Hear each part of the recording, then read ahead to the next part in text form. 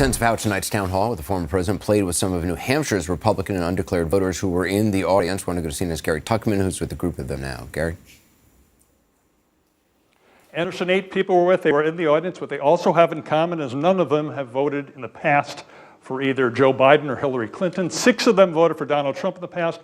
1 didn't vote in the past 2 elections. 1 was too young to vote, but that's what they have in common, that most of them are Trump supporters. What I want to ask you first of all is, do you think, show of hands, anybody think Donald Trump looks better after this town hall?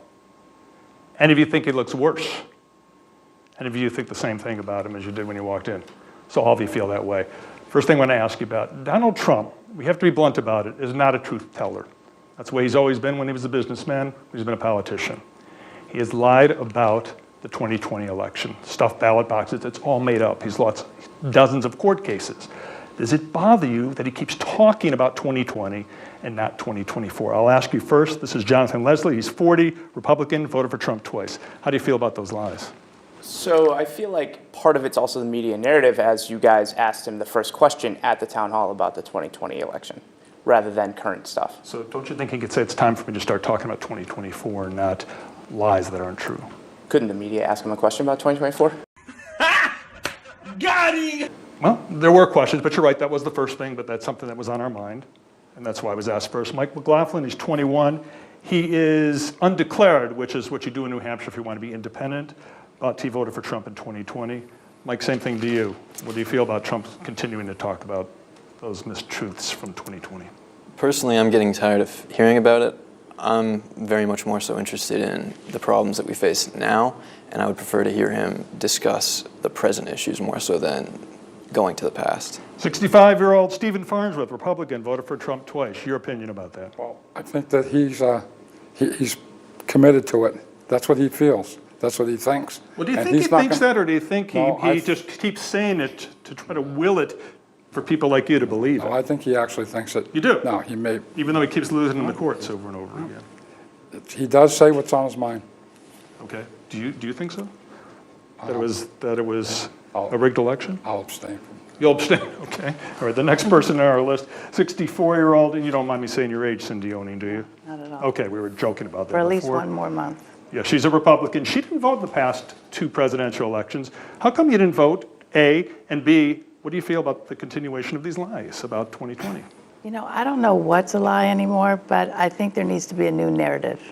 And what's the new narrative? Current situations that are, involving all of us. Current situations. But when you say you don't know what's a lie is a lie. Thanks, Captain Obvious. In that corner right there, that's Noel Licata. He's 18. First election coming up. He's currently undeclared, but leaning Republican. What do you feel about him still talking about 2020 and these things? I don't think anybody wants to hear about 2020 at this point. You sure about that? You sure about that? You sure about that? So Malloy, Alyssa's 37. She's a registered Republican, voted for Trump twice. Your feeling about this? I think it's time to move on from the election, the 2020 election. You sure about that? Do his fibs offend you?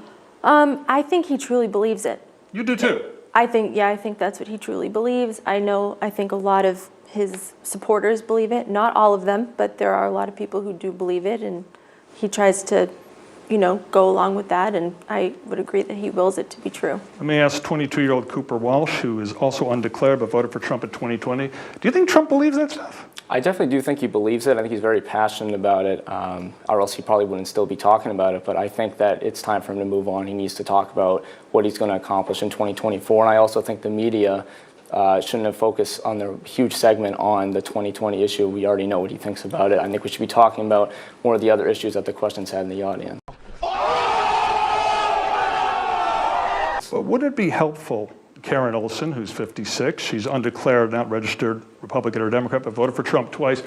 Wouldn't it be good if he would just say, I'm ready to move on. It's 2024, I'm going to stop lying, I'm going to be honest about it, and move on. Wouldn't that be helpful? And then the news media wouldn't ask him about it if he would acknowledge it. I'd like him to move on. I would like him to stop talking about it, but it is his opinion. So you have to attach that caveat, lie all the time. It just keeps it going. So it's his opinion, and he has a right to have it.